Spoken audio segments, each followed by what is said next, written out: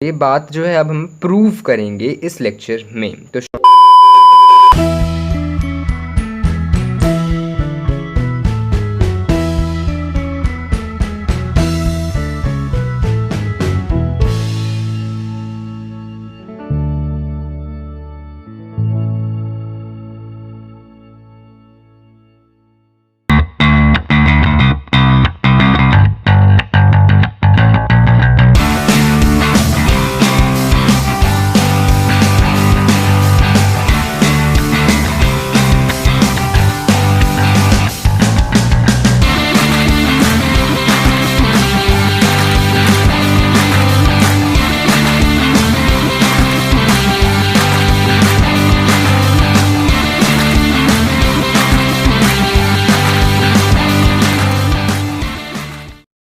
Hi guys, कैसे हो आप सब।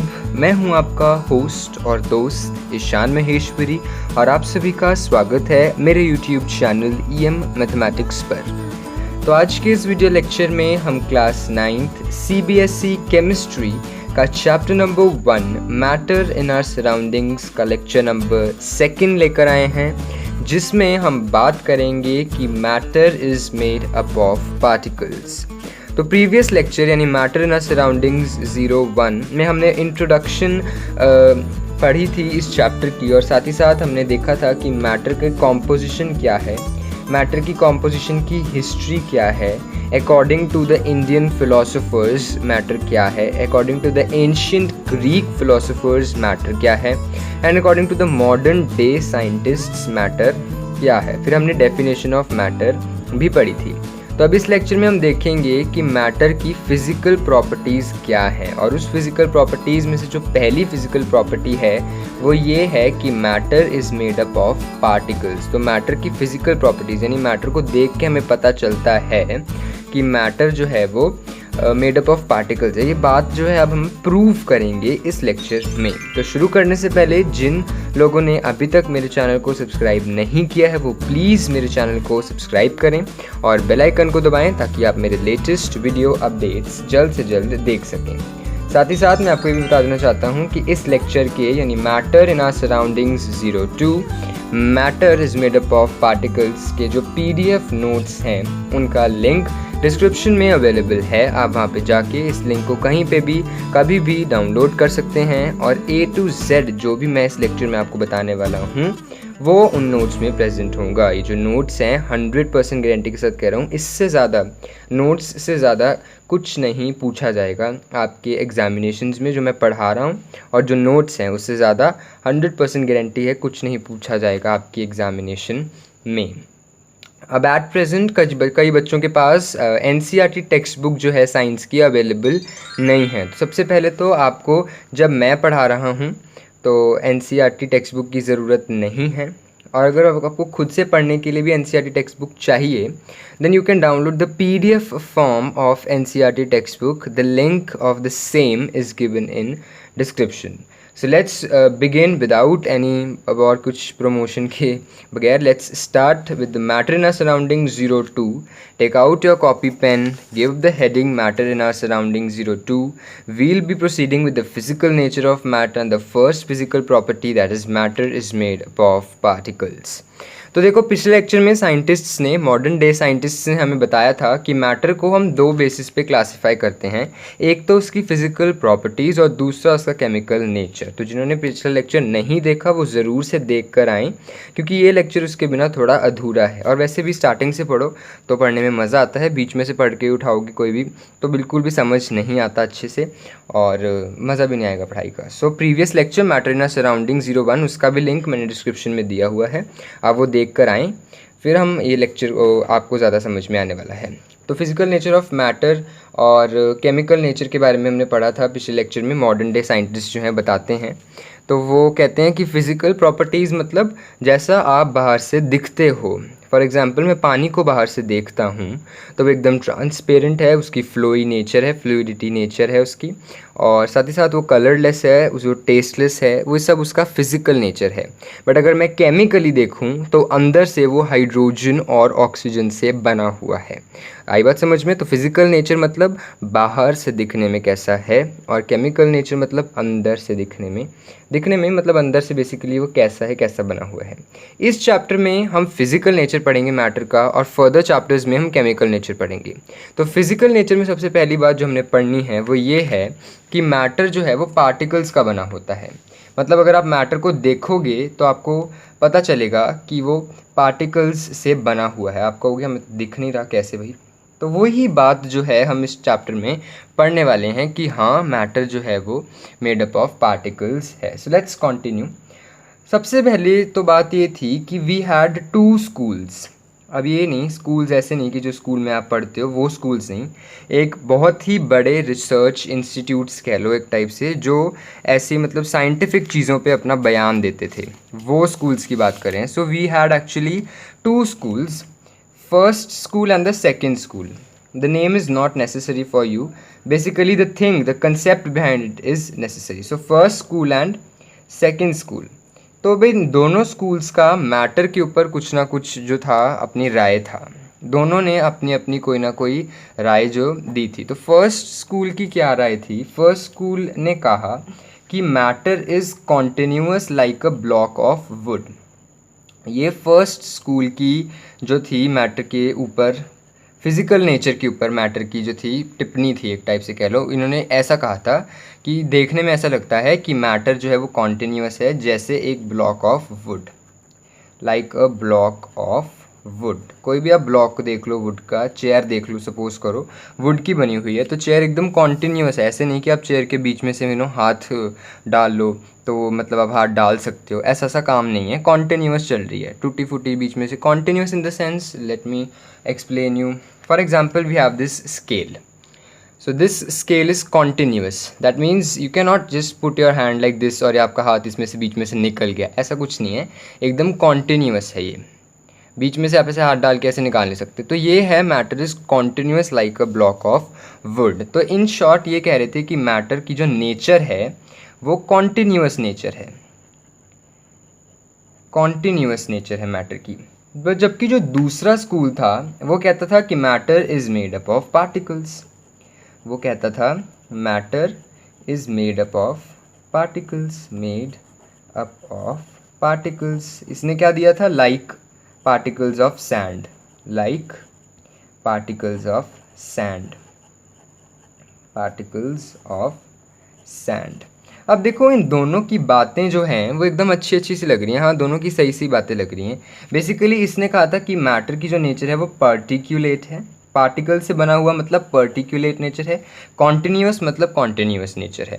हाँ, दोनों की बातें सही हैं। अब सैंड्स के भी बिल्कुल पार्टिकल्स होते हैं छोटे छोटे, आप सैंड में हाथ डालोगे तो हाँ आपका हाथ घुस जाता है, तो वो हो गया particulate nature.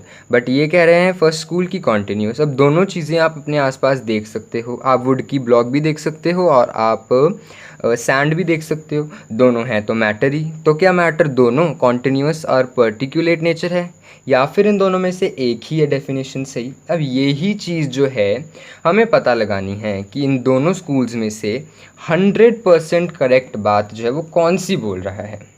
You know, these both ideologies seem to be correct, but main focus is कि which is 100% correct. For example, अगर आपका नाम है, let me take my name, Ishan Maheshwari.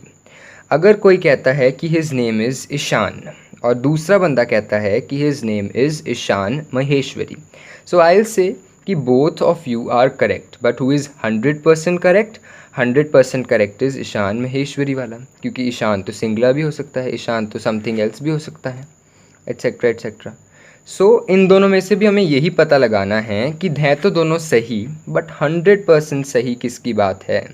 अब आप दोनों को इसमें से कोई बात, पहले बात तो ये बताओ गलत लग रही है? हो ही नहीं, लगनी नहीं चाहिए, क्योंकि हाँ कॉन्टिन्यूस आपको दिख रहा है मैटर। ये पीछे जो कार्डबोर्ड पड़ा है ये एकदम कॉन्टिन्यूस दिख रहा है। आपको दिखता है कि मैं इसमें हाथ अपना अंदर घुसा सकता हूँ? नहीं घुसा सकता, मैटर तो है ये। अरे ये बिना सब्सक्राइब करे आ गया सॉरी।